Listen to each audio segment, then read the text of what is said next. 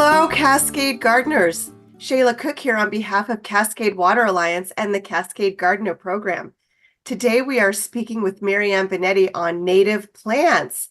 Marianne has a degree in horticulture from WSU and is the author of many books. She is also known for her syndicated newspaper column, which is still running, by the way, in both the Tacoma News Tribune and the Daily Olympian. She is a dirt cheap gardener on 2 acres near Enumclaw and leads tours around the world that often include gardens. Welcome, Marianne. It's great to see you again. Yay, yay, look what I have here. Waving my native plants on the screen. And I'm going to talk about 3 of my favorites. And let's see if you can see these very well. The salal, Uh-huh. the Oregon grape, Beautiful. and the sword fern.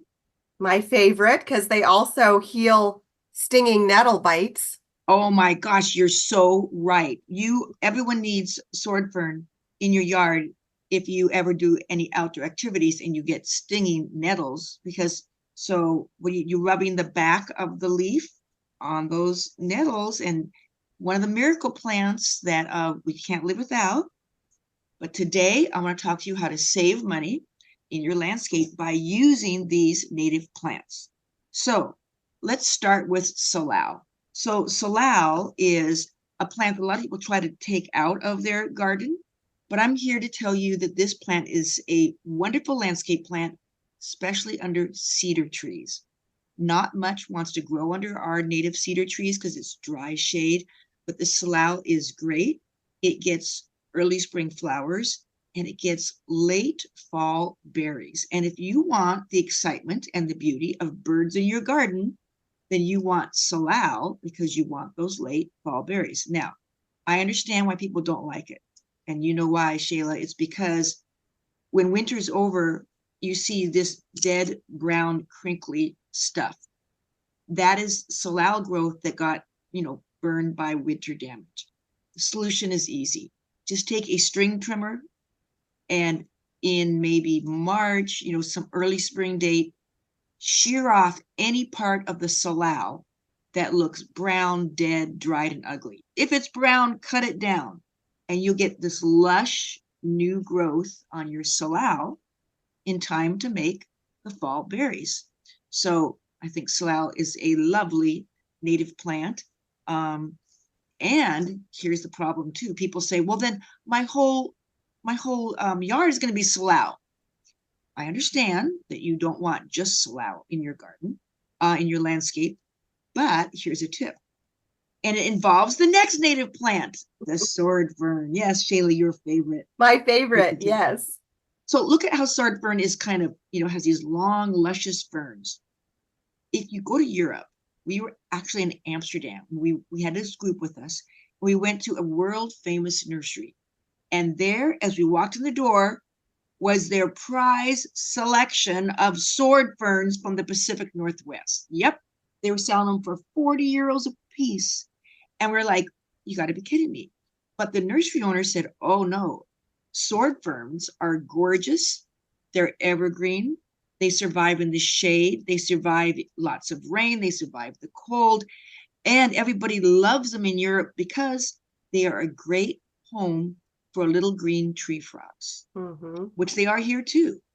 So, tree frogs are kind of like the canary in the mine indicator of a good, healthy ecosystem. So we like tree frogs in our yard. So here's what I like to do with the sword ferns. First of all, they grow great underneath cedar trees and fir trees. Or you can buy just one at the local nursery. They don't cost 40 euros. They're a lot less expensive. And put it in a big, like half whiskey barrel, your sword fern. And then place that whiskey barrel in amongst the salal, under your fir trees, your cedar trees, a shady part of the garden, even on the north side of your house, that narrow little passageway, 3 pots of sword ferns. And as long as you add some compost to the potting soil, your sword ferns will be happy. They'll be evergreen. They're going to look great all year round. So, one problem, Shayla. What do you think people complain about with the sword fern? They die back or they're not sure when to trim them or how to trim them. You are correct. They stay evergreen, but the old fronds turn brown. And the plant keeps these old fronds around the base, and then you get that spiky, beautiful new green growth. So there's a beautiful garden in Federal Way. It's a garden for the public to visit. It's called Powell's Wood Garden. And they have their woodland area pristine of sword fern. What they do is they cut off all those lower, older branches, but you got to do the right date.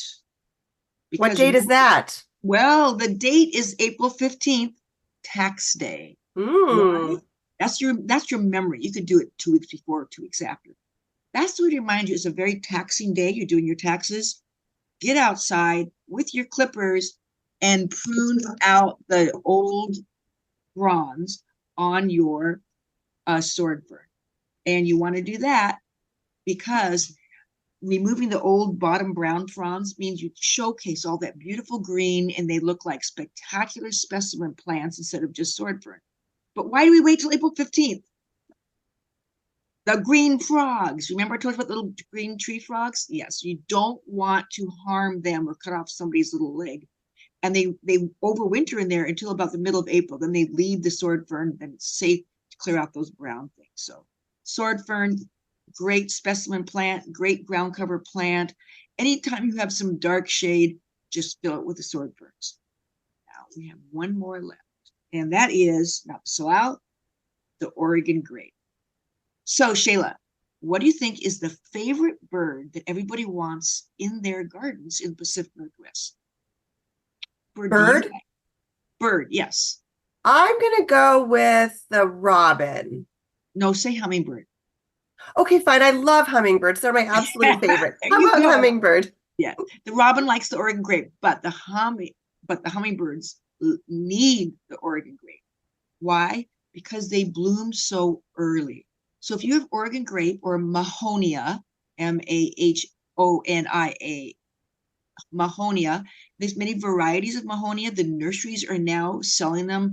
There's like Charity Mahonia, which is basically just a supersized Oregon grape plant. So there's versions of our native plants now at the nurseries. And this Oregon grape plant has bright yellow flowers very early, like in February when the hellebores are blooming. So it's beautiful in February to have that bright yellow color. And then the hummingbirds, which are exhausted and starving, need that plant. They need that pollen. They need that nectar to survive. So get rid of your hummingbird feeders unless you're cleaning them every 24 hours. But are you really cleaning them every 24 hours? I don't think so. Instead, plant the Oregon grape for those hummers, and you will have a beautiful evergreen plant. Now, one more thing. You see these little stickers on the sides of the leaves? Those come in handy. If you want to plant a plant underneath the windows of your house, maybe basement windows, maybe on the east or north side of your house, the Oregon grape is kind of stickery. So that discourages anybody from crawling in those windows that you don't want.